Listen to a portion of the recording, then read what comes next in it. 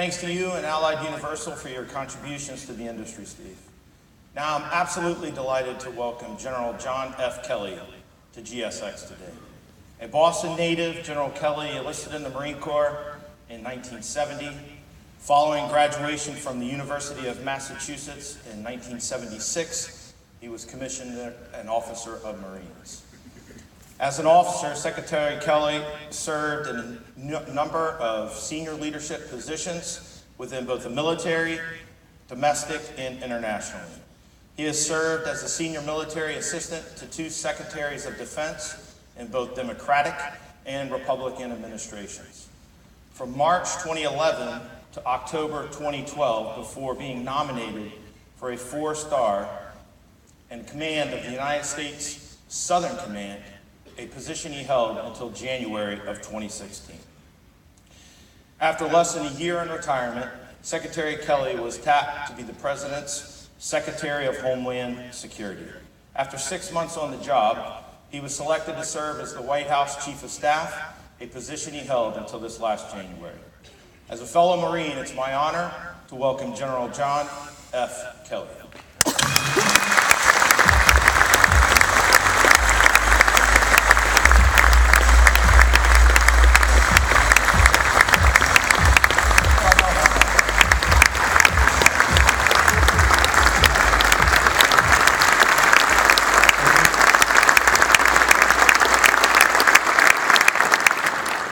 Thank you for that, and undeserved, but thank you for that. And I would just offer to you, or echo an awful lot, everything that's been said about the great job that the organization does and the great men and women that are in it, particularly those people who have served in the military as well as in law enforcement.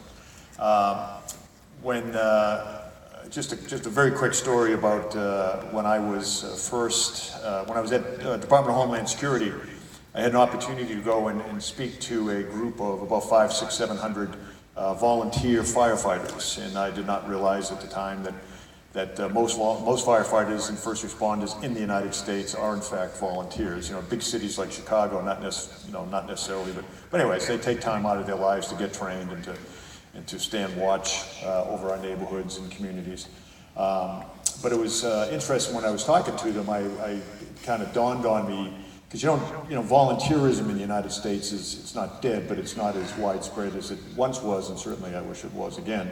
But anyways, I asked them, just dawned on me, I said, well, how many of you do other volunteer things? Like, how many of you volunteer, Boy Scouts and Girl Scouts? And about 3/4 of them raised their hand. I said, well, how many of you have been in the armed forces? About 3/4 of them raised their hand. How many of you are active in other ways in your communities? And virtually everyone raised their hand. And in fact, some of them were actually volunteer police officers and county sheriff officers. It just dawned on me then about there is a core in our country of individuals who really do step forward and serve the nation. The military.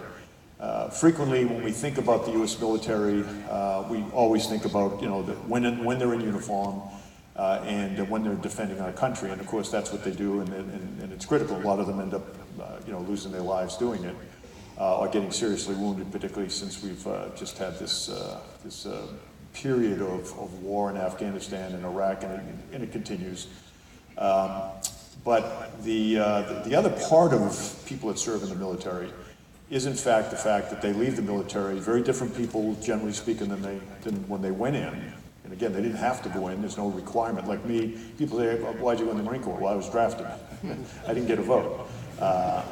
The only vote I got was, rather than go in the Army, which is a great organization, I decided to go in the Marine Corps, which I think is a better organization. But the point is, there was a reason back in the olden days to go in the armed forces. So the people that go in today, there's no reason for them to go in, but they do come in. So they made a conscious decision to commit to the nation. And generally speaking, they're young, 18 to 20, and generally speaking, they're knuckleheads and good kids, all, but knuckleheads, and they don't have a lot of the kind of disciplines and whatnot and focus that would get them through life. But the fact is, when they come out, they are very disciplined people. They have a tremendous work ethic. 78% of them have marketable skills when they get out, whether it's IT skills or mechanic skills or whatever. the infantry guys tend not to have immediately marketable skills, but they do pretty well as well. But the point is, they get out. There's about 400,000 roughly that come in every year. And so we discharge about 400,000 roughly every year. And as I say, they're very different people.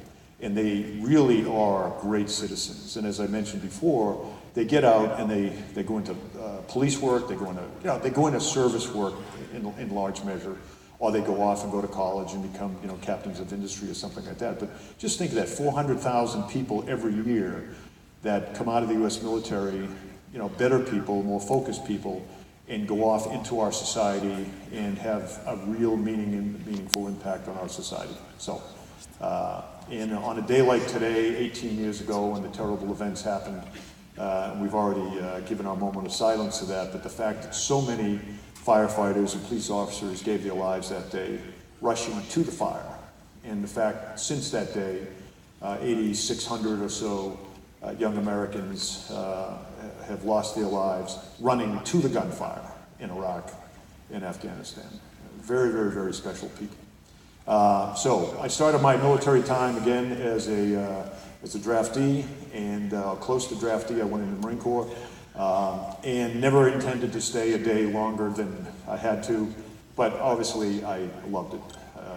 My life, I was truly a knucklehead coming from a very working class part of Boston, and it did in fact change my life. And I always said I will stay in as long as it's fun and I could do a meaningful job, and that translated to 45 years. And I truly enjoyed it. Very, very, very career.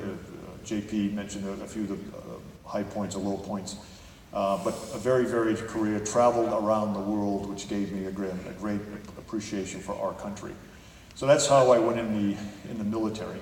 How I went into the administration was, in fact, I simply received a phone call after the election. I didn't know Mr. Trump. I didn't know anyone that knew Mr. Trump. I didn't know anyone that worked for Mr. Trump.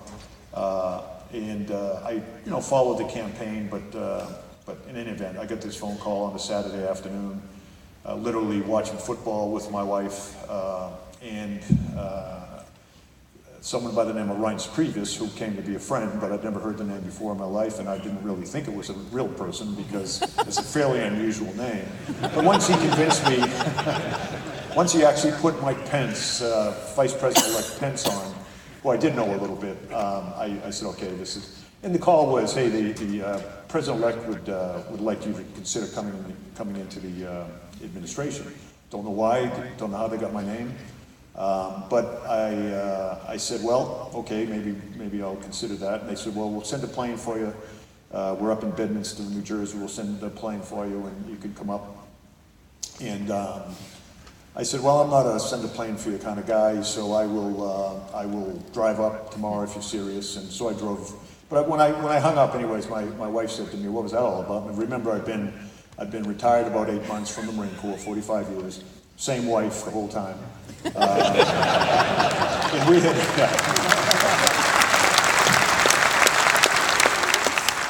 we moved, 3 children, we moved 29 times in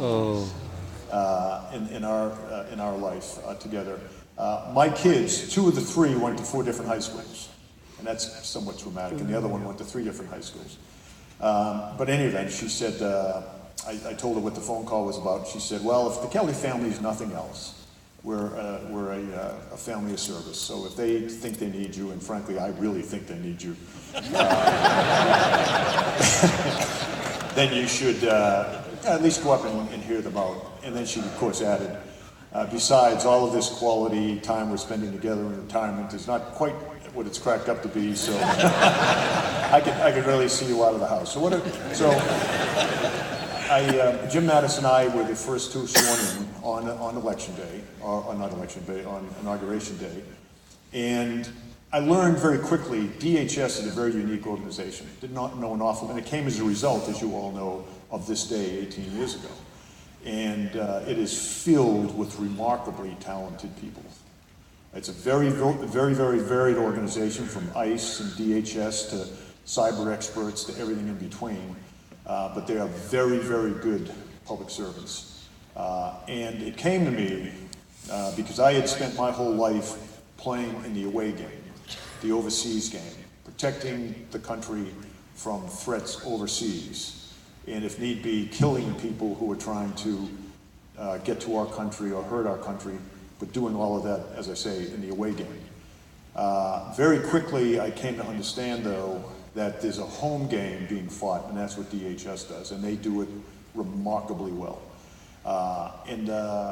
Working with General Mattis and the members of the administration, there was pretty good integration from a handoff, if you will, from that away game fight overseas to the home game fight, but largely due to people that occupied the office, Secretary Nielsen is an example, largely due to her efforts, because I was there such a short period of time, there's a much better integration and handoff between intelligence community and people, all done legally, of course, but the intelligence community that looks at the away game to the intelligence people, FBI in particular, that fight the home game. But the integration is really remarkable. And I'll share some stories at the end about how things work today that wouldn't make another 9/11 impossible, but frankly makes it very hard. And things are clicking and going very well. So those two issues relative to our nation's security right now are working very well. And so many of the barriers that were in, or the lack of sharing between law enforcement, federal law enforcement, and others that protect our country that was, well, frankly, allowed in some respects 9/11 to happen, are gone. Those barriers to a large degree are gone, and the integration and the sharing of information is phenomenal. And I know many of you in the audience are former FBI, probably former DHS, former law enforcement, and I think you'd agree.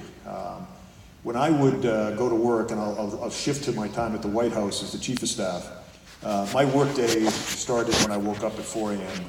and I was out of the house at 4:30 and drove the Secret Service drove me to work. Great organization, which a lot of people don't understand how using that as an example, how wide and deep they are. They just don't protect the president. They just don't protect people like myself and others.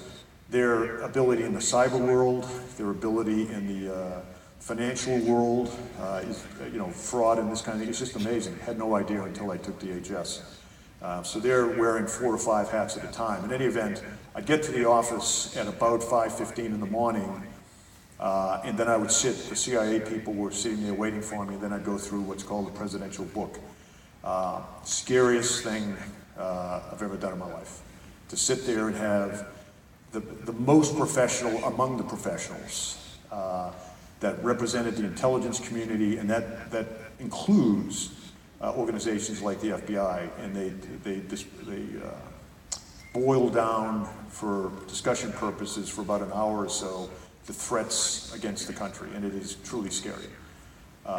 And the good news is they are incredibly good at what they do. Not perfect, none of us are. They're incredibly good at what they do, and they have an incredible handle on the threats against the country. And I will talk about that a little bit and give us some specific examples in a few minutes.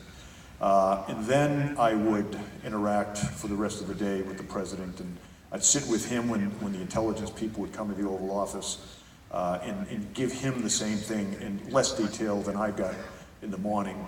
And then the day went on. But the point is that the people who collect the information and digest it and come up with threat lines and whatnot are very, very talented, very great Americans. They're maligned, unfortunately, at times, because if they don't do 100%, something bad happens. So people tend to talk about that and not the other things. And of course, as Americans, and it's also highly classified, it's never advertised what didn't happen. The airliner that doesn't hit a skyscraper because we did certain things. The airliner that doesn't blow up in flight over the Atlantic. You don't hear about those because they didn't happen, and B, it's so highly classified in many respects, the sources and methods, that they don't want to share that. But it is remarkable. So talk a little bit about the world as certainly the White House sees it, the world as the administration sees it, and the intel people see it. We have a number of, I wouldn't say enemies, but they're certainly competitors. The first one I would throw on the table would be China. You know, China, one of their biggest advantages in many respects is that they're not a free country. They don't have a free press. The leadership of that country are not accountable to the citizens of the country. And the country is organized in such a way that there's very little, when we say things like private industry, and that companies don't have to do what the federal government says, in that, it's all part of the same system. So there's controversy, as an example, about Huawei. On the one hand, the Chinese deny that Huawei is doing things that the United States accuses them of in terms of intellectual, stealing intellectual property rights and that kind of thing. And of course, you all know that the president is committed to keeping them out of doing too much in terms of the internet upgrades in the United States. But their argument, of course, is no, we're a private company, we don't work for the, for the government, is simply untrue. So they're competitors, as I say, they're not enemies. They have a very, very long view of things. About 50 years ago, they decided that they wanted to be a certain place in 2019, better way to put it. 50 years ago, they have kind of a 10-year breakdown, so they know where they wanted to be in terms of economics and in terms of intelligence and in terms of the military capability. And over the last 50 years, they're right on schedule. They've improved remarkably well. They have a very high-tech and capable military.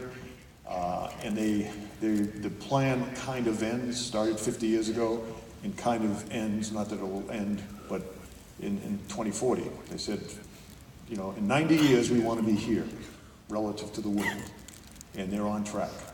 In our country, we're hamstrung or we don't have the same luxury of a long term, so our view tends to be 2 years, right? Election to election to election. It's hugely frustrating for people in the intel community, the military, and I would imagine business as well, because you go and you're trying to make a case to the national leadership, to Congress, even in the press. You're trying to make a case for a long-term program of some type, and they're like, yeah, but we need to boil that down, and what are we going to do in 2 years? And as soon as the election's over, I remember there were a number of things the president wanted to start talking about, but not until the 2018 election was complete. But he said we're going to start talking about it and move forward on some of these issues. And the day after the election, I said to the staff, okay, let's go start making this conversation about some things. And the first thing they said to me was, well, wait a minute, the 2020 election's right around the corner.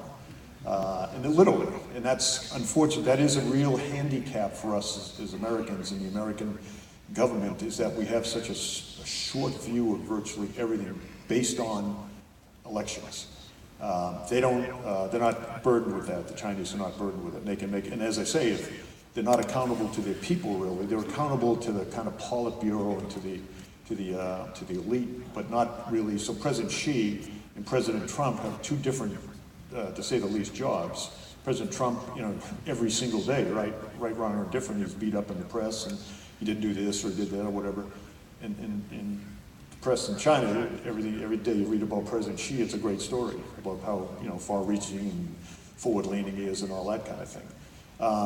So this long view is quite an advantage for the Chinese, and they themselves, I don't think, ever see them, in a military clash with the United States. That wouldn't be good for business and it wouldn't be good for the world, but they are prepared for that clash. And as you see them doing, and they don't play by the rules, this whole South China Sea thing is literally no one in the United States, or no one in the world community, World Court, UN, acknowledge the fact that they have a right to be doing what they're doing in the South China Sea. And of course, the countries around there do in fact have economic interests in those waters.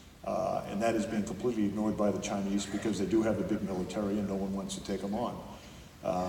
So that's the Chinese. And I would just caution you, and you probably know this because you're security professionals, but if you go to China and you bring a cell phone with you, and you don't throw that cell phone away when you get back, and a better way to put it, if you bring your regular cell phone there with all of your contacts and your passwords and all the rest of the stuff, you're crazy. You know, if you don't go there with a burner phone and come back and throw that phone away, because you may not think you're important and they don't really care, but you might be important one day. Obviously, when the president and the rest of us went there, no one brought their computers, no one brought there was a special kind of computer, bunch of computers that came, and a special bunch of cell phones, most of which were thrown away. But you may not think you're important, but it doesn't cost them anything when you go for business to China, for them to capture your cell phone, the information on your cell phone, capture your face, and just maintain it. And 25 years later or 25 days later, if you're nominated to be something in the government, or for that matter, you're just a business person, and some competitors in the Chinese business world want to know about you or whatever, you're captured. And they can go into your phone and all this. It's a remarkable capability they have. And I would really caution you, if you travel to places like that, Russia's another one, if you travel to countries like that, be very, very, very careful about the electronics you take and the electronics you bring back, and what you do with the electronics that you might take, because it's probably, my own phone was, before I went to DHS, my own phone, I traveled to a country, I won't say which one, but it's a friendly country, but my own phone was captured, iPhone, and we know who captured it, we know where the information is, but just a cautionary note there. Russia is another country, it's obviously a competitor. Russia's a little bit, in my view, a little bit more dangerous than China, because China is so slow-moving, calculating, they have a plan, they want to execute their plan, and they're very disciplined as to how they go about that. The Russians, led by Mr. Putin, are very different. It's a country in almost social collapse right now. It's a country that the economy is not doing well. Hugely corrupt country. They're you know, the upper crust oligarchs are making a lot of money, and they're really the only